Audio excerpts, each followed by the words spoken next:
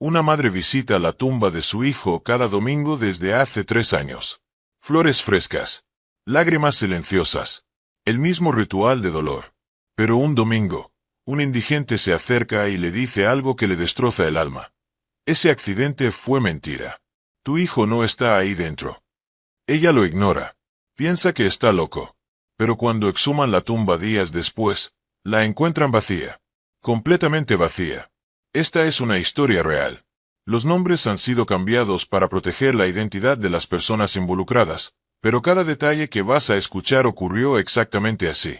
Y te advierto, lo que descubrió esta madre va a ponerte los pelos de punta. Porque cuando pensamos que hemos enterrado a alguien que amamos, cuando lloramos frente a una tumba durante años, cuando reconstruimos nuestra vida alrededor de esa pérdida, descubrir que todo fue una mentira no solo te rompe el corazón, te rompe la realidad completa. Llamémosla Ana. Tiene 52 años. Vive en una ciudad de tamaño medio, de esas donde todos se conocen pero nadie sabe realmente lo que pasa en la casa del vecino. Ana perdió a su hijo Daniel en un accidente de tráfico hace 3 años. O eso es lo que le dijeron. Daniel tenía 28 años. Trabajaba en una empresa de logística. Vida normal. Sin enemigos. Sin problemas aparentes. La noche del accidente, Ana recibió la llamada que ninguna madre quiere recibir. Un oficial de policía. Voz seria. Señora, lamento informarle que su hijo Daniel ha fallecido en un accidente automovilístico esta noche. El mundo se le vino encima. El coche había caído por un barranco. Explosión. Incendio. El cuerpo quedó prácticamente irreconocible. Le dijeron que era mejor no verlo. Que lo recordara como era. Ana no tuvo fuerzas para insistir. Funeral cerrado. Cajón sellado. Entierro rápido. Y comenzó su calvario. 3 años visitando esa tumba. 3 años hablándole a la tierra. 3 años culpándose por no haber estado ahí. Por no haber dicho te quiero suficientes veces. Por todas las discusiones tontas que tienen las madres con sus hijos. Cada domingo, sin falta, Ana llegaba al cementerio a las 10 de la mañana. Llevaba claveles blancos, los favoritos de Daniel. Se sentaba en el banco de piedra frente a la lápida. Y le contaba su semana. Le contaba cómo su padre, el abuelo de Daniel, estaba empeorando con el Alzheimer. Le contaba sobre el trabajo, sobre el clima, sobre las pequeñeces de la vida que seguía girando sin él. A veces lloraba. A veces solo se quedaba en silencio. Y en todo ese tiempo, nunca sospechó nada. Nunca dudó. Nunca cuestionó. Hasta aquel domingo de noviembre. Era un día gris. Frío. Uno de esos días en que el cielo parece cargarse de la tristeza del mundo. Ana estaba arrodillada frente a la tumba, cambiando el agua de los claveles, cuando escuchó una voz áspera detrás de ella. Disculpe, señora. Se giró y vio a un hombre. Barba descuidada. Ropa sucia. Olía a alcohol y a días en la calle. Sus ojos eran de un azul intenso, casi transparente, pero estaban inyectados en sangre. Un indigente. El cementerio estaba lleno de ellos, buscando refugio entre las tumbas. Ana suspiró. Sacó su billetera, lista para darle algo de dinero y que la dejara en paz con su dolor. Pero el hombre levantó la mano. No quiero dinero, dijo. Quiero que escuche lo que tengo que decirle. Ana lo miró con desconfianza. Estaba sola en esa sección del cementerio. Nadie más a la vista. ¿Qué quiere?, preguntó, tensa. El hombre señaló la tumba con un dedo tembloroso. Ese accidente fue mentira. Tu hijo no murió ahí. Y definitivamente no está en ese ataúd. Ana sintió que la sangre se le helaba. ¿Cómo se atreve?, le gritó. ¿Cómo se atreve a decir algo así? Las lágrimas le quemaban los ojos. La rabia le subía por la garganta. Pero el hombre no se movió. Solo la miró con esos ojos azules devastadores y dijo: Yo estaba ahí la noche del entierro. Soy el que cuida el cementerio cuando nadie mira. Y vi cuando trajeron ese ataúd. Lo vi como lo bajaron. Y lo escuché. ¿Escuchó qué? Ana casi no podía respirar. Escuché que estaba vacío. El sonido cuando lo pusieron en la tierra. No era el sonido de un ataúd con un cuerpo. Era el sonido de una caja vacía. Ana quiso gritarle que estaba loco. Quiso correr. Quiso ignorarlo y seguir con su vida. Pero algo en la voz de ese hombre, algo en la forma en que la miraba, le dijo que no estaba mintiendo. No estaba inventando. Sabía algo. Y lo que no sabía Ana en ese momento es que ese encuentro la llevaría a descubrir una verdad tan oscura, tan imposible, que cambiaría todo lo que creía saber sobre la muerte de su hijo. Porque a veces, los muertos no están muertos.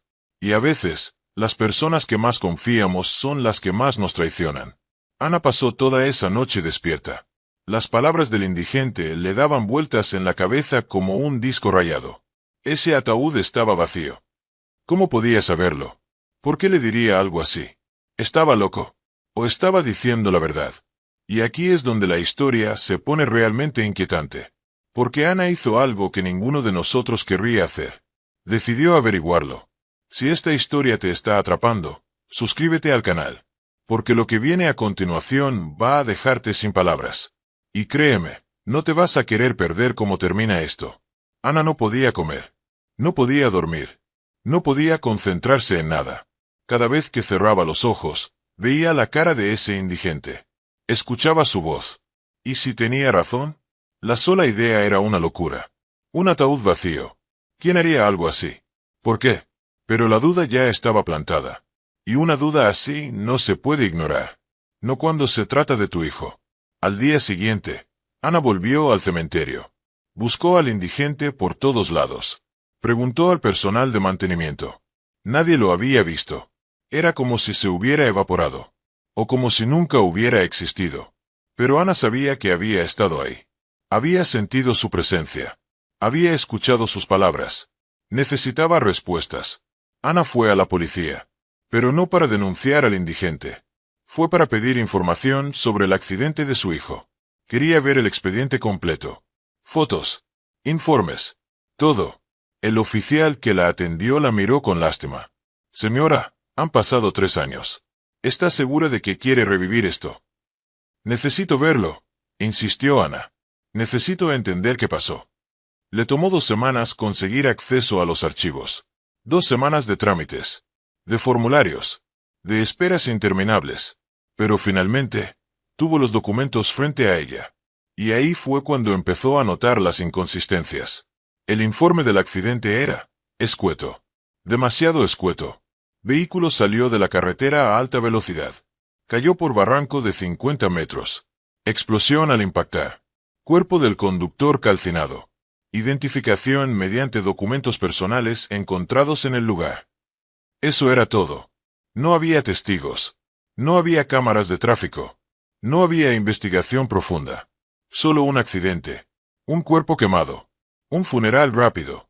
Ana comenzó a anotar preguntas en un cuaderno. ¿Por qué Daniel conducía por esa carretera? No era su ruta habitual al trabajo. ¿A qué hora exactamente ocurrió el accidente? El informe decía aproximadamente entre las 11 y la 1. ¿Aproximadamente? ¿Cómo identificaron el cuerpo si estaba calcinado? Solo mencionaban documentos personales. ¿Qué documentos? ¿Una billetera? ¿El DNI? ¿Por qué no había autopsia completa? Y la pregunta que más le atormentaba. ¿Por qué nadie le permitió ver el cuerpo? Ana volvió al cementerio todos los días durante una semana. Mismo horario. Misma tumba. Esperando que el indigente apareciera de nuevo. Y el 7º día, apareció. Estaba sentado en el mismo banco donde ella solía sentarse. Como si la estuviera esperando. Ana corrió hacia él. El corazón le latía tan fuerte que sentía que se le iba a salir del pecho. Usted jadeó. Necesito que me cuente todo. Todo lo que sabe. El hombre la miró. Había algo diferente en él ese día. Parecía más sobrio.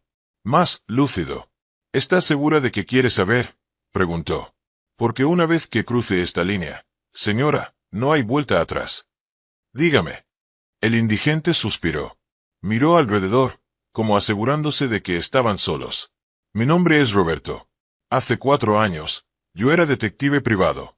Perdí todo por el alcohol. La familia. El trabajo. La dignidad. Pero antes de eso, era bueno en lo que hacía. Muy bueno. Ana escuchaba, paralizada. La noche que enterraron a su hijo, yo dormía aquí. Entre las tumbas. Es más seguro que la calle. ¿Sabe? Y vi cuando llegó el coche fúnebre. Eran las 3 de la madrugada. ¿Quién entierra a alguien a las 3 de la madrugada? El funeral fue al día siguiente. Interrumpió Ana. A las 10 de la mañana. Roberto negó con la cabeza. Eso es lo que le dijeron. Pero yo vi cuando trajeron el ataúd la noche anterior. Lo prepararon todo. Y cuando lo bajaban, uno de ellos lo dejó caer un poco. Apenas unos centímetros. Pero el sonido. Hizo una pausa. El sonido no era correcto. He estado en cientos de funerales, señora. Sé cómo suena un ataúd con un cuerpo. Y ese no tenía nada adentro. ¿Por qué no dijo nada? Ana sentía que la voz le temblaba. ¿A quién le iba a decir? Soy un borracho sin techo. Nadie me habría creído. Ni siquiera yo mismo estaba seguro de lo que había visto. Pensé que era el alcohol. Pero ahora sí está seguro. Ahora sí. Porque la vi a usted. Todos estos años, viniendo aquí. Llorando sobre una tumba vacía. Y no pude seguir callado. Ana se sentó en el banco. Las piernas ya no la sostenían. ¿Qué hago ahora?, susurró. Roberto la miró con una mezcla de compasión y determinación. Hay una sola forma de saberlo con certeza. Tiene que exhumar el cuerpo. ¿Exhumar? Abrir la tumba. Sacar el ataúd. Ver qué hay adentro.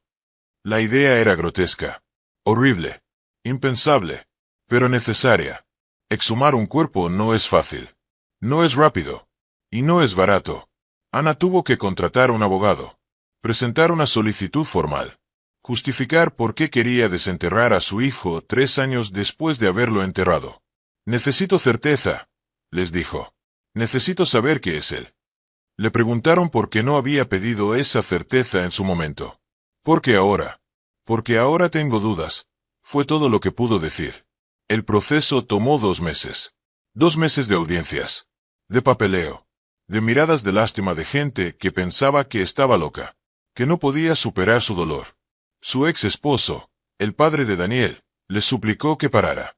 ¿Qué esperas encontrar, Ana? ¿Qué va a cambiar? Necesito saber la verdad. La verdad es que nuestro hijo murió. Y tú necesitas dejarlo ir. Pero Ana no podía dejarlo ir. No ahora. No con esas dudas clavadas en el pecho como cuchillos. Finalmente, después de incontables obstáculos, la exhumación fue aprobada. Fecha fijada, 15 de marzo. Hora, 6 de la mañana. La noche antes de la exhumación, Ana no durmió ni un minuto. Se quedó despierta, mirando fotos de Daniel. Daniel bebé. Daniel en su primera bicicleta. Daniel graduándose. Daniel sonriendo. ¿Y si el indigente estaba equivocado? ¿Y si abría esa tumba y encontraba a su hijo ahí, después de 3 años bajo tierra? ¿Y si lo que encontraba era peor que eso? Pero había algo que la aterrorizaba más que cualquier otra cosa. ¿Y si el indigente tenía razón? Porque si esa tumba estaba vacía, entonces, ¿dónde estaba Daniel? El 15 de marzo amaneció gris y frío. Como si hasta el cielo supiera lo que estaba por pasar. Ana llegó al cementerio a las 5:45 de la madrugada. 15 minutos antes. No podía quedarse en casa ni un segundo más. Ya había gente ahí. El equipo de exhumación. Su abogado. Un representante de la funeraria.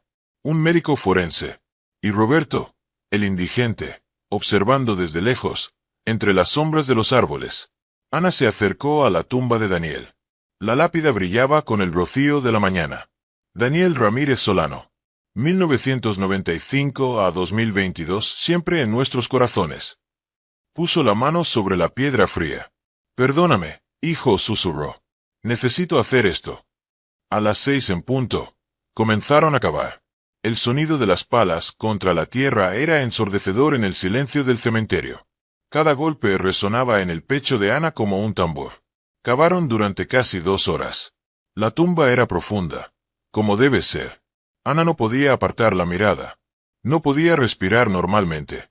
Sentía que el mundo se había detenido y solo existía ese hoyo en la tierra que se hacía más y más grande. Su abogado se acercó. Señora Ana, puede esperar en el coche si lo prefiere. Le avisaremos cuando. No, cortó Ana. Me quedo. Necesitaba ver. Necesitaba saber. A las 7:52 de la mañana, la pala de uno de los trabajadores golpeó algo sólido. El ataúd. Ana sintió que las rodillas se le doblaban. El forense la sostuvo del brazo. Está bien. No estaba bien. No sabía si volvería a estar bien alguna vez. Sacaron el ataúd con cuerdas y poleas. Era de madera oscura, con manijas de bronce que ya estaban oxidadas por la humedad. Lo colocaron sobre una lona al lado de la tumba abierta. El abogado se acercó a Ana. Señora, ahora el médico forense procederá a abrir el ataúd. ¿Está segura de que quiere estar presente? Ana asintió. No confiaba en su voz. El forense se puso guantes. Se acercó al ataúd. Revisó los cierres. Está sellado, dijo. Voy a necesitar herramientas. Trajeron una palanca. Un martillo. El sonido del metal contra el metal era brutal. Violento. Ana cerró los ojos. Apretó los puños. Y entonces escuchó el clic del cierre abriéndose. Silencio. Un silencio tan profundo que podía escuchar su propio corazón latiendo. Abrió los ojos. El forense levantó la tapa del ataúd despacio. Muy despacio. Y Ana vio su cara cambiar. Vio cómo los ojos se le abrían. Cómo la mandíbula se le caía. Dios mío, susurró. Ana corrió hacia el ataúd. El abogado intentó detenerla, pero ella se soltó. Miró adentro. Y lo que vio le robó el aire de los pulmones. El ataúd estaba vacío. Completamente vacío. No había cuerpo. No había huesos. No había ropa. No había nada. Solo el forro de satén blanco del ataúd, intacto. Como si nunca hubiera contenido nada. No, no es posible, murmuró el abogado. Tiene que haber algún error. Pero no había error. Habían enterrado un ataúd vacío. Ana cayó de rodillas. Las lágrimas le corrían por la cara, pero no sabía si eran de alivio o de horror. Su hijo no estaba ahí. Nunca había estado ahí. Pero entonces, ¿dónde estaba? El cementerio se convirtió en un caos. Llamaron a la policía. Llegaron más oficiales. Acordonaron el área. Empezaron los interrogatorios. ¿Quién había manejado el funeral? ¿Quién había preparado el cuerpo? ¿Quién había sellado el ataúd? La funeraria que había organizado todo cerró hace un año. Los dueños se mudaron a otro país. Conveniente. El director del cementerio no entendía nada. Mostraba los registros. El permiso de entierro. Todo en orden. Todo legal. Excepto que habían enterrado aire. Ana estaba sentada en el banco, temblando. No de frío. De shock. Roberto se acercó. Se arrodilló frente a ella. Lo siento, dijo. Sé que esto es imposible de procesar. Pero al menos ahora sabe la verdad. ¿La verdad? Ana lo miró con ojos vacíos. ¿Cuál verdad? ¿Que mi hijo no está muerto? ¿Que alguien fingió su muerte? ¿Que he estado llorando sobre una tumba vacía durante 3 años? La verdad es que hay esperanza, dijo Roberto suavemente. Si no está en ese ataúd, significa que está en algún lugar. Vivo o muerto, pero en algún lugar. Un detective se acercó. Un hombre de unos 50 años, con cara de haber visto demasiado. Señora Solano, soy el detective Márquez. Necesito que me cuente todo desde el principio. Y cuando digo todo, es todo. Cada detalle que recuerde sobre la noche del accidente. Sobre el funeral. Sobre cualquier cosa fuera de lo normal. Ana intentó concentrarse. Intentó recordar. Recibí la llamada alrededor de la medianoche. Comenzó. Un oficial. Me dijo que Daniel había tenido un accidente. Que había muerto en el acto. ¿Qué oficial? ¿Recuerda el nombre? Ana negó con la cabeza. No, no lo recuerdo. Estaba en shock. Solo recuerdo que me dio la dirección de la morgue. Me dijo que fuera al día siguiente. Y fue. Sí, pero cuando llegué, me dijeron que el cuerpo no estaba en condiciones de ser visto. Que el fuego había sido muy intenso. Me mostraron fotos del coche. Completamente destruido. Me dijeron que lo mejor era recordarlo como era. El detective anotaba todo. Y usted no insistió en verlo. Ana sintió la culpa apretándole la garganta. No, debí haberlo hecho. Debí haber insistido. Pero estaba destrozada. No podía pensar. Y ellos sonaban tan seguros. Tan profesionales. ¿Quiénes son ellos? El médico forense de ese momento. El director de la funeraria. Necesito nombres. Ana cerró los ojos, intentando recordar. El forense era Jiménez. Doctor Jiménez. Y la funeraria. Paz Eterna. Eso es lo que decía en los papeles. El detective Márquez hizo llamadas. Muchas llamadas. 1 hora después, volvió con información que hizo que todo se pusiera aún más oscuro. Señora Solano, El doctor Jiménez renunció a su cargo 2 meses después del funeral de su hijo. Se mudó a otro país, sin dejar rastro. Y la funeraria, Paz Eterna, cerró hace 11 meses. Los dueños vendieron todo y desaparecieron. Hemos intentado contactarlos, pero los números están fuera de servicio. Las direcciones son falsas. Ana sintió que se ahogaba. ¿Qué significa todo esto? El detective la miró directo a los ojos. Significa que el funeral de su hijo fue orquestado por personas que ahora están desaparecidas. Significa que alguien se tomó muchas molestias para hacer parecer que su hijo estaba muerto.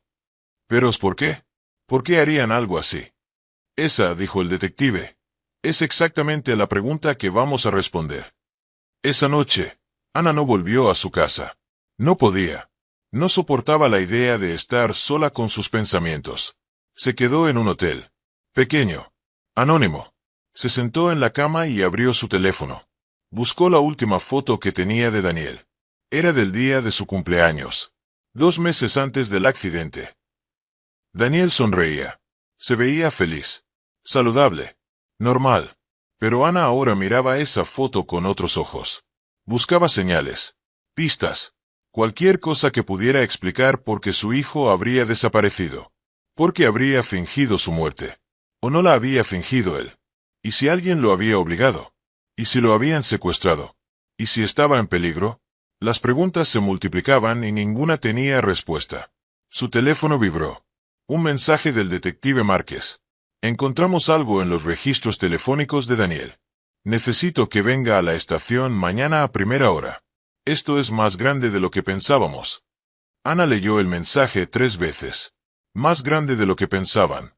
¿Qué tan grande podía ser? Y lo más importante, ¿dónde estaba su hijo en este momento? ¿Estaba vivo? ¿Estaba seguro? ¿Estaba pensando en ella? Ana llegó a la estación de policía a las 7 de la mañana. No había podido dormir. Otra vez. El detective Márquez la esperaba en su oficina. Sobre el escritorio había carpetas. Muchas carpetas. Y una laptop abierta. Gracias por venir, señora Solano. Siéntese, por favor. Ana se sentó. Las manos le temblaban. ¿Qué encontraron? El detective giró la laptop hacia ella. Conseguimos acceso a los registros telefónicos de Daniel de los 6 meses anteriores al accidente. Y hay un patrón muy extraño. En la pantalla había una tabla. Números de teléfono. Fechas. Duración de llamadas. Mire esto. El detective señaló una serie de números. En los últimos 3 meses antes de su muerte, Daniel recibió 17 llamadas de un número no registrado. Todas desde teléfonos desechables diferentes. Teléfonos desechables. Sí. De esos que se compran con efectivo y se usan una vez. Imposibles de rastrear. El tipo de teléfonos que usa gente que no quiere dejar rastro. Ana sintió un escalofrío. ¿Y qué significan esas llamadas? Eso es lo interesante. Las primeras llamadas duraban minutos. Conversaciones. Pero las últimas, las que recibió la semana antes del accidente, duraban solo segundos. Como si fueran advertencias. O instrucciones cortas. El detective abrió otra ventana en la computadora.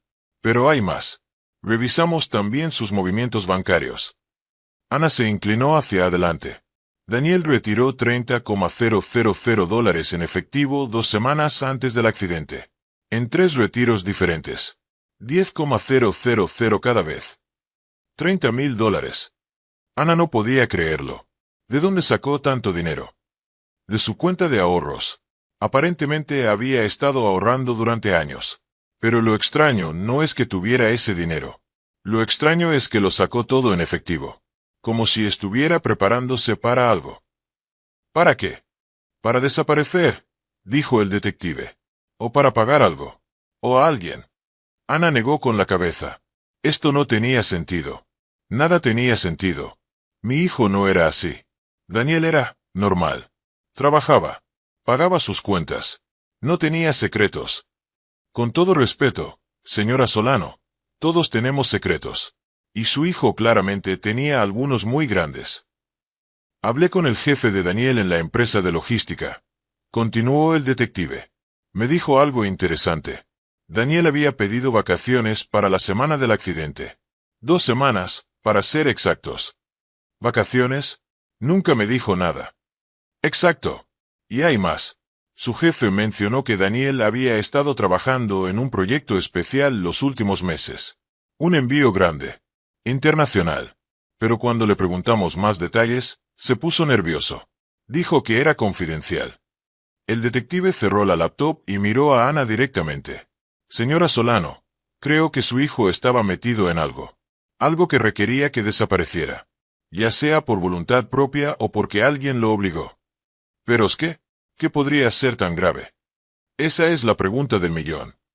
Ana se quedó en la estación durante horas, revisando cada documento, cada registro, cada pequeña pista que habían encontrado.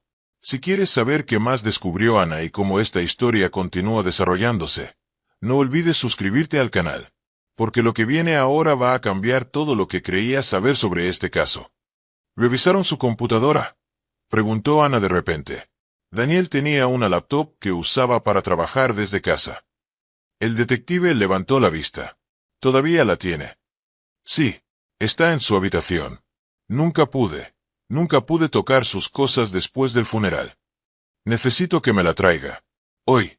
Ahora si es posible. Ana llamó a su hermana, que tenía llave de su casa. Le pidió que fuera, sacara la laptop de Daniel y se la trajera a la estación. Una hora después, la laptop estaba sobre el escritorio del detective. La abrió. Pantalla de inicio bloqueada. Contraseña requerida. ¿Sabe la contraseña? Ana negó con la cabeza. Llamaron a un técnico forense. Un chico joven, no más de 25 años, con lentes gruesos y dedos que volaban sobre el teclado. Le tomó 20 minutos romper la contraseña. Listo, dijo. Están dentro. El detective comenzó a revisar archivos. Documentos. Fotos. Correos. La mayoría eran cosas normales. Trabajo. Facturas. Fotos familiares. Pero entonces encontró una carpeta oculta, protegida con otra contraseña. El técnico la abrió. Dentro había documentos escaneados, contratos, números de cuenta, nombres, y fotos. Muchas fotos. Fotos de contenedores de carga. Fotos de almacenes. Fotos de hombres en trajes caros entrando y saliendo de edificios. ¿Qué es todo esto?, murmuró el detective. Abrió uno de los documentos. Era un contrato. En inglés y español. Acuerdo de envío internacional. Origen, Puerto de Veracruz. Destino, Rotterdam, Holanda. ¿Qué estaba enviando?, preguntó Ana. El detective siguió leyendo. Su cara se fue poniendo más seria. Esto no especifica qué hay en los contenedores. Solo dice, carga general. Pero los números aquí, estamos hablando de millones de dólares. Abrió otro archivo. Asunto, cambio de planes. Fecha, 15 de octubre de 2022, una semana antes del accidente. Daniel, hay un problema. Han estado preguntando. Necesitas desaparecer por un tiempo. Tenemos todo arreglado. El dinero estará en la cuenta que acordamos. No contactes a nadie. Especialmente no a tu familia. Es por su seguridad. Confía en nosotros. Ana leyó el correo 3 veces. 4. 5. ¿Qué significa esto? ¿Quién le escribió esto a mi hijo? El detective intentó rastrear la dirección de correo. Dominio encriptado. Servidor en el extranjero. Imposible de rastrear. Quien sea que le envió esto sabía lo que hacía. Son profesionales. ¿Profesionales en qué? El detective no respondió de inmediato. Siguió revisando archivos. Encontró más correos. Más fotos. Más números. Y entonces encontró algo que hizo que todo encajara. Un archivo de audio. Grabado 3 días antes del accidente. Le dio play. La voz de Daniel sonaba tensa. Asustada. No puedo seguir con esto. Es demasiado. Si me descubren. Otra voz. Masculina. Fría. Es muy tarde para arrepentirse, Daniel. Ya estás adentro. La única salida es hacia adelante. O desapareces con nosotros, o desapareces de otra manera. Tú eliges. Silencio. Y luego la voz de Daniel, quebrada. Está bien. Lo haré. Pero prométeme que mi familia estará segura.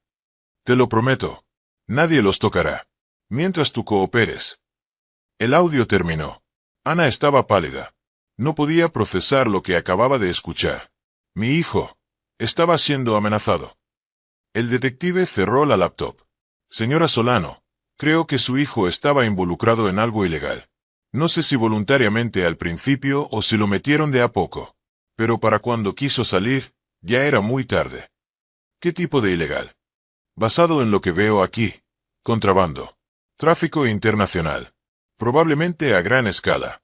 Y cuando intentó salirse, alguien decidió que la mejor opción era hacerlo desaparecer. Legalmente. Legalmente. Un accidente. Un funeral. Un certificado de defunción. Papel sellado que dice que Daniel Ramírez está oficialmente muerto. Es la forma perfecta de desaparecer a alguien sin levantar sospechas. Ana sintió que el mundo se le venía encima por segunda vez. Entonces, ¿está vivo? No lo sé, admitió el detective. Podría estar en algún programa de protección improvisado. O podría estar trabajando para esta gente en otro país. Oh. No terminó la frase. No necesitaba hacerlo. Ana entendió perfectamente. O podría estar realmente muerto. Solo que no en ese accidente. Y no en esa tumba. El detective Márquez asignó el caso como de máxima prioridad. Llamó a contactos en agencias federales. Comenzó a tirar de hilos que llevaban a otros hilos. Ana volvió a su casa esa noche. Por primera vez en 3 años, entró en la habitación de Daniel. Todo estaba exactamente como lo había dejado. Ropa en el closet. Libros en la estantería. Fotos en la pared. Se sentó en su cama y lloró. Pero estas lágrimas eran diferentes. No eran lágrimas de duelo. Eran lágrimas de rabia. De frustración. De esperanza confusa y aterradora. Porque su hijo podría estar vivo. Pero si estaba vivo, ¿por qué no había intentado contactarla? ¿Por qué la había dejado sufrir durante 3 años? ¿La estaba protegiendo? ¿O la había abandonado? Y lo más importante, ¿dónde estaba ahora? Su teléfono sonó. Número desconocido. Ana dudó. Pero respondió. Diga. Silencio al otro lado. Pero no silencio vacío. Alguien estaba ahí. Respirando. Tola. Ana sintió el corazón acelerarse. Y entonces, una voz. Apenas un susurro. Distorsionada. Pero pronunció 2 palabras que la dejaron congelada. Mamá, perdón. La llamada se cortó. Ana se quedó paralizada con el teléfono en la mano. ¿Había escuchado bien? ¿Había sido real? Mamá, perdón. La voz estaba distorsionada, pero había algo en ella. Algo familiar. Algo que reconocía en lo más profundo de su ser. Era Daniel. Tenía que ser Daniel. Con manos temblorosas, intentó devolver la llamada. Número fuera de servicio. Miró el registro. Llamada entrante. Duración, 4 segundos. Imposible. Pero había sucedido. Lo había escuchado. No estaba loca. Ana llamó al detective Márquez. Eran las 11 de la noche, pero no le importó. Detective. Me llamó. Daniel me llamó. ¿Qué? ¿Cuándo? ¿Hace cuánto? Hace 2 minutos. Dijo, mamá, perdón, y colgó. El número aparece como ceros. No puedo devolverle la llamada. No cuelgue. Voy para allá. 20 minutos después, el detective estaba en la casa de Ana con el técnico forense que había desbloqueado la laptop. Muéstreme el teléfono. Ana se lo entregó. El técnico lo conectó a una laptop. Comenzó a correr programas. Códigos verdes corriendo por la pantalla. Quienquiera que haya hecho esta llamada usó tecnología de enmascaramiento de voz y ubicación, explicó el técnico. Pero todo sistema deja rastros. Dame unos minutos. Ana no podía quedarse quieta. Caminaba de un lado a otro de la sala. ¿Por qué solo 2 palabras? ¿Por qué no me dijo dónde está? ¿Por qué colgar? Probablemente no tenía tiempo, dijo el detective. O no podía hablar libremente. O ambas. ¿Crees que está en peligro? No lo sé. Pero el hecho de que se arriesgara a llamarla significa algo. Significa que quiere que sepa que está vivo. El técnico trabajó durante 40 minutos. Ana y el detective esperaban en silencio. Finalmente, el chico levantó la vista. Ok. No pude rastrear la ubicación exacta porque usaron rebotes múltiples a través de servidores proxy. Pero, conseguí algo. ¿Qué? La llamada originó en algún lugar de Centroamérica. Probablemente Guatemala o Honduras. Pasó por 5 servidores diferentes antes de llegar a su teléfono. Muy sofisticado. Centroamérica. Ana no entendía. ¿Qué haría Daniel en Centroamérica? El detective y el técnico intercambiaron miradas. Señora Solano, dijo el detective lentamente. Centroamérica es una de las principales rutas de tráfico internacional. Drogas, armas, personas. Si su hijo estaba involucrado en contrabando a gran escala. No necesitó terminar la frase. ¿Pueden analizar la voz?, preguntó Ana. Confirmar si realmente era él. El técnico asintió. Puedo intentarlo. Necesitaría una muestra de su voz. ¿Tiene algún vídeo o grabación de Daniel? Ana corrió a su habitación. Volvió con su laptop. Buscó vídeos familiares. Cumpleaños. Navidades. Graduación. El técnico tomó varios clips. Extrajo el audio. Lo comparó con los 4 segundos de la llamada. El análisis tomó más tiempo. 1 hora. 2. Ana preparó café. Nadie hablaba. Solo el sonido de las teclas y los programas corriendo. A las 2:17 de la madrugada, el técnico finalmente habló. Es él. Con un 87% de certeza. Es la voz de Daniel. A pesar de la distorsión, los patrones de frecuencia y los armónicos coinciden. Ana se dejó caer en el sofá. Ahora era oficial. Su hijo estaba vivo. Entonces, ¿ahora qué?, dijo Ana después de un largo silencio. ¿Qué hacemos? Vamos a Centroamérica a buscarlo. El detective negó con la cabeza. No es tan simple. Primero, no sabemos en qué ciudad está. Centroamérica son varios países, millones de personas. Segundo, si está trabajando para una organización criminal, acercarnos podría ponerlo en más peligro. A él y a usted. Entonces, ¿no hacemos nada? Esperamos. Hacemos lo que deberíamos haber hecho desde el principio. Investigar a fondo quién organizó el funeral falso. Quién firmó los papeles. Quién se benefició de que Daniel desapareciera oficialmente. El detective hizo llamadas a contactos en Interpol, en la DEA, en agencias antinarcóticos, con el nombre de la empresa de logística donde trabajaba Daniel, con las fechas de los envíos, con los números de contenedores que habían encontrado en su laptop. Empezaron a armar un mapa. Y lo que encontraron era escalofriante. La empresa de logística había sido investigada 2 años antes por sospecha de facilitar envíos ilegales. La investigación se cerró por falta de evidencia. Pero ahora, con la información de Daniel, podían reabrirla. Los nombres en los contratos que Daniel tenía guardados correspondían a empresas fantasma en paraísos fiscales. Empresas que no existían en papel pero que movían millones. Y las fechas de los envíos coincidían con decomisos fallidos en puertos de Europa. Contenedores que desaparecían antes de ser inspeccionados. Su hijo, dijo el detective. Probablemente era la persona que coordinaba estas operaciones desde adentro. Tenía acceso a los sistemas. Sabía qué contenedores revisar y cuáles olvidar. Punto. Mi hijo no haría eso, insistió Ana. Pero su voz ya no sonaba tan segura. Tal vez al principio no sabía en qué se estaba metiendo. Tal vez pensó que era solo doblar las reglas un poco. Un extra de dinero. Pero para cuando se dio cuenta de la magnitud, ya estaba atrapado. 3 días después, Ana recibió otra señal. No fue una llamada esta vez. Fue un correo electrónico.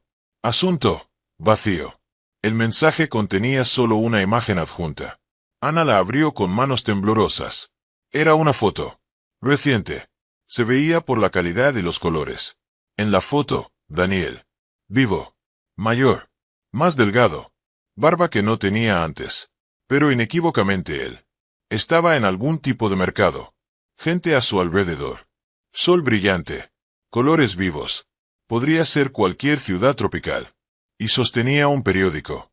La fecha era visible. 18 de marzo de 2025. Hace 4 días. Prueba de vida. Debajo de la foto había un mensaje. Corto. Escrito probablemente con prisa. Mamá, estoy bien. No puedo decirte dónde estoy. No puedo volver. No me busques. Es más seguro para los dos. Lamento todo. Perdóname. Te amo. D. Ana leyó el mensaje una y otra vez hasta que las lágrimas le nublaron la vista. Estaba vivo. Estaba bien. Pero no podía volver. El detective rastreó el correo. Enviado desde un café internet en Ciudad de Guatemala. Para cuando contactaron a las autoridades locales y fueron al lugar, habían pasado horas. Nadie recordaba a Daniel. Miles de personas usan esos cafés cada día. Otro callejón sin salida.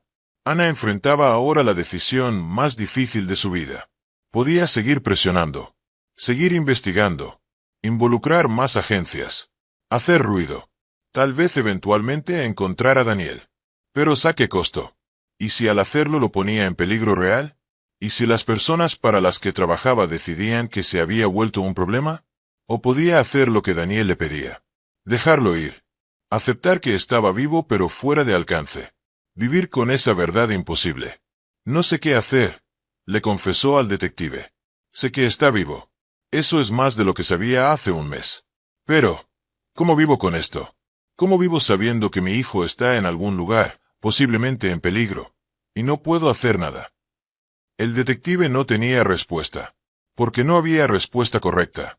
Esa noche, Ana volvió al cementerio, a la tumba vacía que ahora estaba abierta, esperando ser cerrada de nuevo. Se sentó en el banco donde todo había comenzado, donde Roberto, el indigente, le había dicho la verdad que nadie más se había atrevido a decir. Roberto apareció de entre las sombras, como siempre. ¿Encontró lo que buscaba?, preguntó. Ana lo miró. Lágrimas silenciosas corrían por sus mejillas. Lo encontré, pero no puedo alcanzarlo.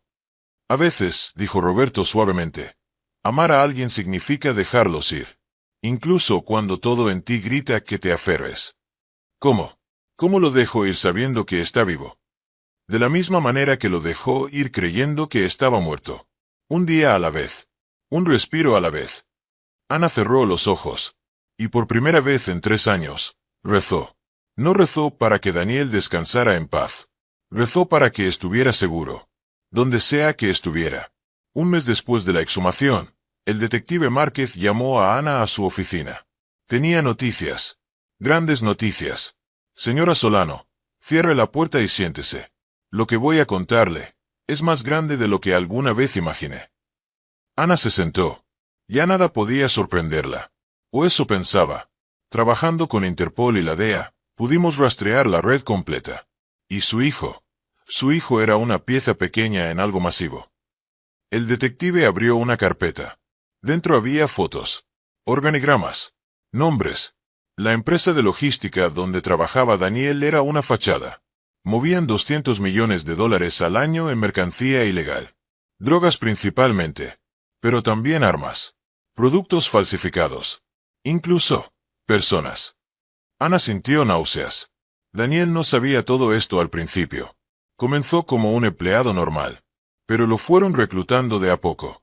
Un favor aquí, una comisión extra allá. Y para cuando se dio cuenta de en que estaba metido realmente. Era demasiado tarde, terminó Ana. Exacto. Intentó salirse. Y esa es probablemente la razón por la que está vivo. Porque cooperó. El detective sacó otro documento. Hablé con un contacto en la DEA. Off the record, completamente extraoficial.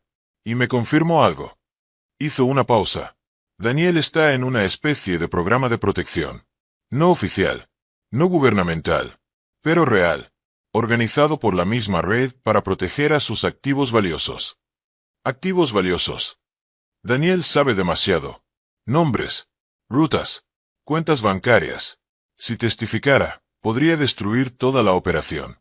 Así que lo mantienen, neutralizado. Vivo pero desaparecido. Con una identidad nueva. En un lugar donde nadie lo buscaría. Pero me contactó. Me mandó la foto. Lo sé. Y eso fue un riesgo enorme de su parte. Probablemente rompió todas las reglas de su situación. Lo hizo porque quería que supiera que está bien. Pero no puede hacerlo de nuevo. No sin consecuencias. Ana procesó esta información lentamente. Entonces lo tienen prisionero. No exactamente. Es más complicado que eso. Probablemente tiene cierta libertad. Una vida. Pero bajo vigilancia constante. No puede volver. No puede usar su nombre real. No puede contactar a su familia. Esas son las condiciones. ¿Y qué alternativa tenía? El detective la miró con tristeza. La alternativa era estar realmente muerto. No en una tumba vacía, sino bajo tierra. De verdad. ¿Y qué hay de las personas que organizaron el funeral falso?, preguntó Ana. El forense. La funeraria. Eran parte de esto. Todos pagados.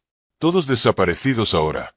Hemos emitido órdenes de búsqueda internacional, pero gente así sabe cómo no ser encontrada. ¿Y van a pagar? ¿Por lo que me hicieron? Por 3 años de mentiras. El detective suspiró. La verdad, señora Solano, es que probablemente no. Esto es más grande que nosotros. Más grande que la policía local. Agencias internacionales están involucradas ahora. Y en casos así, a veces sacrifican justicia por información. ¿Qué significa eso? Significa que si alguno de estos tipos acepta testificar contra los peces más grandes, probablemente les darán inmunidad. O sentencias reducidas. O desaparecerán como Daniel. Ana sintió la rabia hirviendo en su pecho. ¿Entonces qué? ¿Se salen con la suya? Me hacen llorar sobre una tumba vacía durante 3 años y no pasa nada. No dije que no pase nada. Dije que probablemente no verá justicia de la manera que la imagina. Pero la operación completa está siendo desmantelada. Arrestos en 4 países. Cuentas congeladas. Rutas cerradas. Lo que hicieron saldrá a la luz. Solo que, tomará tiempo. El detective dejó que Ana procesara todo esto. Luego sacó un último documento. Hay algo más que necesito preguntarle. ¿Qué? La DEA quiere saber si estaría dispuesta a testificar. Sobre el funeral. Sobre los documentos falsos. Sobre todo lo que le hicieron creer. ¿Testificar? ¿Contra quién? Contra quien sea que eventualmente atrapen. Su testimonio sería poderoso. Una madre engañada. Una tumba vacía. Es el tipo de historia que los jurados recuerdan. Ana pensó por un largo momento. ¿Y si testifico, ayudaría a Daniel de alguna manera? El detective negó con la cabeza. Probablemente no. Su situación es separada. Pero ayudaría a otras familias. A otras víctimas de esta red. Entonces lo haré, dijo Ana sin dudar. Lo haré. Una semana después, Ana volvió al cementerio una última vez. La tumba de Daniel había sido sellada de nuevo. Pero ahora la lápida tenía una adición. Debajo del nombre y las fechas, alguien había grabado una nueva línea. No todo lo que se pierde está muerto. No todo lo que se entierra descansa en paz. Ana no sabía quién había agregado esas palabras. Tal vez el detective. Tal vez Roberto. Tal vez alguien de la administración del cementerio que conocía la historia. No importaba. Eran ciertas. Se arrodilló frente a la tumba y puso flores. Claveles blancos. Como siempre. Pero esta vez, cuando habló, sus palabras fueron diferentes.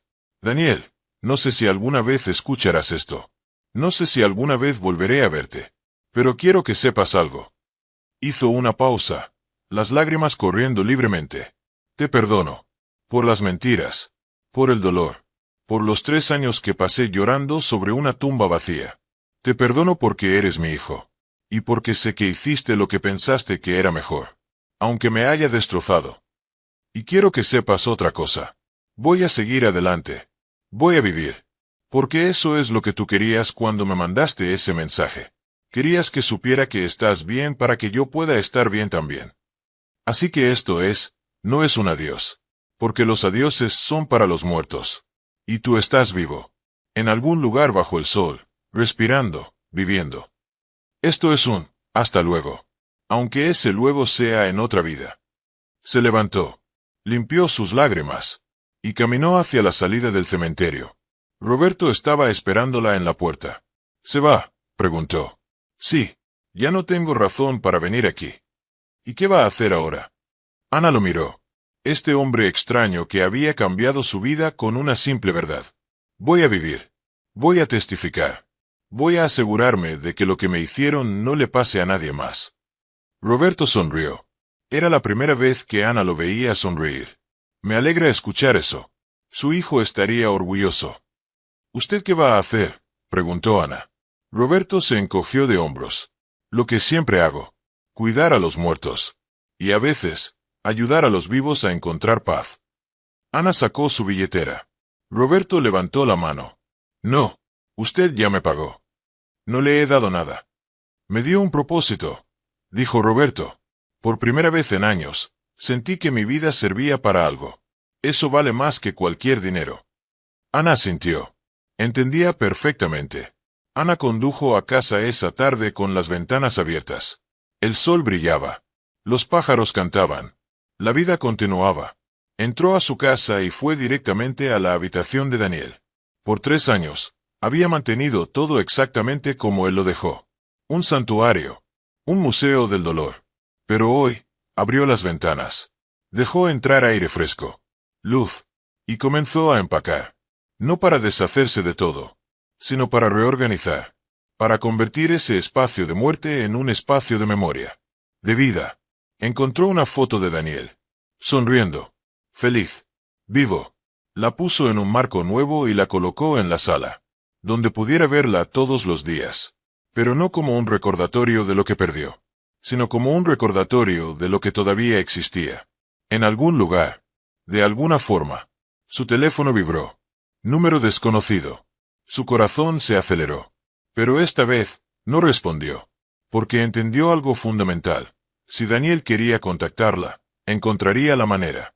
Pero forzarlo. Buscarlo. Perseguir sombras. Eso no lo traería de vuelta. Lo único que podía hacer era vivir. Y esperar. Y tal vez, solo tal vez, algún día, cuando fuera seguro, cuando las cosas cambiaran, cuando el tiempo hiciera su trabajo, tal vez entonces su teléfono sonaría. Y del otro lado estaría la voz de su hijo. No distorsionada. No escondida. Sino clara. Real. Completa. Mamá. Ya puedo volver a casa. Han pasado 6 meses desde que Ana descubrió la verdad sobre la tumba vacía. 6 meses desde que supo que su hijo está vivo. Y en estos 6 meses, su vida ha cambiado de formas que nunca imaginó. Ana testificó. No una, sino 3 veces. Ante un gran jurado. Ante investigadores internacionales. Ante una corte. Su historia fue portada en periódicos. Su cara apareció en las noticias. La madre que descubrió que enterró una tumba vacía. Algunas personas la llamaban valiente. Otras pensaban que estaba loca. Que debería haber dejado las cosas como estaban. Pero Ana no se arrepiente. Ni un segundo. Porque su testimonio ayudó. Realmente ayudó. 4 miembros de la red de contrabando fueron arrestados. 2 de ellos aceptaron acuerdos. Están cooperando. Dando nombres. Revelando rutas. La funeraria Paz Eterna fue rastreada. Los dueños, encontrados en Brasil. Extraditados. Enfrentando cargos. El doctor Jiménez, el forense que firmó el certificado de muerte falso, también fue localizado. En Paraguay. También será extraditado. Justicia lenta. Imperfecta. Pero justicia al fin. Lo más impactante para Ana fue descubrir que no era la única. Después de que su historia se hizo pública, otras 3 familias se acercaron. Misma situación. Accidentes súbitos. Funerales cerrados. Ataúdes sellados. La misma funeraria. Una madre en otro estado. Un padre en otra ciudad. Una esposa viuda. Todos con la misma sospecha que nunca se habían atrevido a expresar. Todos preguntándose si sus seres queridos realmente estaban en esas tumbas. Ana los ayudó. Los conectó con el detective Márquez. Los apoyó cuando solicitaron exhumaciones. Y en 2 de los 3 casos, las tumbas también estaban vacías. 2 personas más muertas que probablemente están vivas. En algún lugar. ¿Cómo es posible que esto pase?, le preguntó una de las madres a Ana. ¿Cómo es posible que entierren ataúdes vacíos y nadie se dé cuenta? Ana no tenía respuesta. Solo sabía que pasaba. Y que probablemente seguía pasando. Con la ayuda del detective Márquez y de Roberto, que sobrio resultó ser un investigador brillante, Ana fundó una organización. Voces de las tumbas vacías. Un nombre fuerte. Impactante. Pero apropiado. La misión. Ayudar a familias que sospechan que sus funerales fueron fraudulentos. Proveer recursos legales. Apoyo emocional. Conexiones con autoridades. Comenzó pequeño. Un sitio web. Un número de teléfono. Una cuenta de banco con las donaciones que Ana recibió después de que su historia se hizo viral. Pero creció. Rápido. En 6 meses, habían ayudado a 15 familias a solicitar exhumaciones. 7 resultaron ser tumbas vacías. 7 familias que ahora saben que sus seres queridos podrían estar vivos. 7 misterios que necesitan respuestas. Ana grabó un vídeo para el sitio web de la fundación. Sentada en su sala. Sin maquillaje. Sin filtros. Solo ella. Real. Rota pero reconstruida. Si estás viendo esto, dice en el vídeo, es porque algo no te cuadra. Algo sobre la muerte de alguien que amas no tiene sentido. Y has estado callando esa voz en tu cabeza que dice, algo está mal, punto. Yo callé esa voz durante 3 años. Y me arrepiento cada día de no haberla escuchado antes. Pero quiero que sepas algo. No estás loco. No estás siendo irrespetuoso con la memoria de tu ser querido al tener dudas. Tienes derecho a la verdad. Mereces la verdad. Y si necesitas ayuda para encontrarla, estamos aquí. No para prometerte respuestas fáciles, porque no las hay, pero para caminar contigo en la búsqueda. El vídeo ha sido visto más de 2 millones de veces. Los comentarios son desgarradores. Cientos de personas compartiendo sus propias dudas, sus propias sospechas. No todos tienen tumbas vacías. Algunos solo necesitaban compartir su dolor, sentirse escuchados. Pero algunos probablemente sí tienen razón para dudar. La pregunta que todos hacen es, ¿has sabido algo más de Daniel? La respuesta es complicada. Ana no ha recibido más llamadas, no más correos, no más fotos. Pero hace 3 meses, llegó algo a su puerta. Un paquete. Sin remitente. Matasellos de Costa Rica. Dentro había un libro. 100 años de soledad de Gabriel García Márquez. El libro favorito de Daniel. Y dentro del libro, marcando una página específica, había una foto. Daniel, más mayor, sonriendo, en una playa, con una mujer joven a su lado, y un niño pequeño, un niño de tal vez 2 años, cabello oscuro rizado, ojos como los de Ana, su nieto. No había nota, no había explicación, solo esa foto. Y Ana entendió el mensaje. Estoy bien, tengo una vida, una familia. Estoy feliz. Pero no puedo volver. Todavía no. Tal vez nunca. ¿Cómo vive Ana con esto? Es difícil. Algunos días más que otros. Hay momentos en que mira esa foto y siente alegría pura. Su hijo está vivo. Tiene una familia. Está seguro. Y hay momentos en que mira esa foto y siente un dolor tan profundo que no puede respirar. Porque hay un niño ahí. Su nieto. Que nunca conocerá. Hay una nuera que nunca abrazará. Cumpleaños que nunca celebrará. Navidades que nunca compartirá. Pero ha aprendido algo fundamental en estos 6 meses. La vida no es blanca o negra. No es feliz o triste. No es perdido o encontrado. Es todo eso. Al mismo tiempo. Todo el tiempo. Y está bien sentir todo. La alegría y el dolor. La esperanza y la desesperación. El amor y la rabia. Roberto ya no vive en el cementerio. Con el trabajo que hace para la fundación, Ana le consiguió un departamento pequeño. Nada lujoso. Pero es suyo. Se vieron para tomar café la semana pasada. ¿Alguna vez te arrepientes?, le preguntó Ana. De haberme dicho la verdad esa tarde en el cementerio. De haber empezado todo esto. Roberto pensó por un largo momento. Todos los días me pregunto qué hubiera pasado si me hubiera quedado callado. Si te hubiera dejado seguir viviendo en esa mentira. Tal vez hubieras sido más feliz. Pero la felicidad construida sobre mentiras no es real. Es frágil. Se rompe. Eventualmente, todo sale a la luz. Siempre lo hace. Y preferiste que saliera por ti. Preferí que supieras. Porque lo que sea que hagas con esa información, al menos es tu elección. No la de ellos. Ana sintió. Entendía perfectamente. Ana mira directo a la cámara ahora. Como si pudiera ver a través de la pantalla a cada persona viendo este vídeo. Si has llegado hasta aquí en esta historia, probablemente te estés preguntando, ¿por qué? ¿Por qué alguien haría esto? ¿Por qué ataúdes vacíos? ¿Por qué funerales falsos? La respuesta es simple y horrible a la vez. Porque pueden. Porque hay dinero en ello. Porque en momentos de dolor, las familias no cuestionan. Confían. Y esa confianza es lo que explotan. Pero quiero que sepas algo más importante. No tienes que vivir con dudas que te carcomen. No tienes que aceptar respuestas que no te satisfacen. No tienes que sentirte loco por cuestionar lo que te dicen. Tu instinto existe por una razón. Escúchalo. Si esta historia te ha tocado de alguna manera, si conoces a alguien que esté pasando por una situación similar, o si simplemente quieres apoyar el trabajo que estamos haciendo para ayudar a otras familias. Suscríbete a este canal. Comparte este video. Porque entre más personas conozcan esta realidad, más difícil será para quienes explotan el dolor ajeno. Y si necesitas ayuda, si tienes dudas sobre la muerte de un ser querido, la información de nuestra fundación está en la descripción. No estás solo. No tienes que enfrentar esto solo.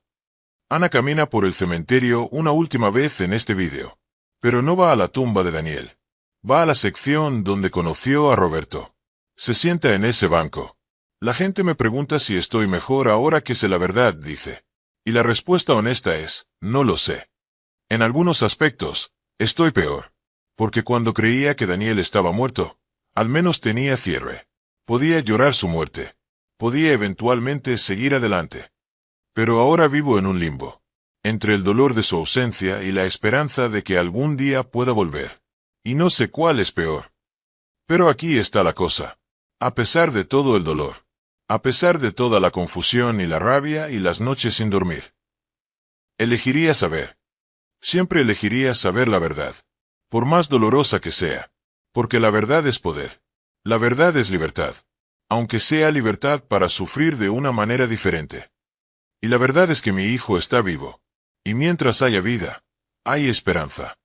La última escena del vídeo muestra a Ana en su casa. En la sala donde ahora está la foto de Daniel sonriendo. Prepara café. Música suave en el fondo. Luz del sol entrando por la ventana. Vida normal. Vida cotidiana. Pero su teléfono está sobre la mesa. Siempre cerca. Siempre cargado. Porque nunca sabe cuándo podría sonar. Nunca sabe cuándo podría ser él. Y hasta ese día, vive. Respira. Trabaja. Ayuda a otros. Sonríe cuando puede. Llora cuando necesita. Porque eso es lo único que puede hacer. A todos los que están viendo esto, dice Ana mirando una última vez a la cámara, quiero dejarles con una sola idea. Los muertos no siempre están muertos. Las tumbas no siempre contienen lo que prometen. Y la verdad, por más dolorosa que sea, siempre merece ser descubierta. Porque una vez que sabes, puedes elegir. Puedes decidir qué hacer con esa información. Cómo vivir con ella.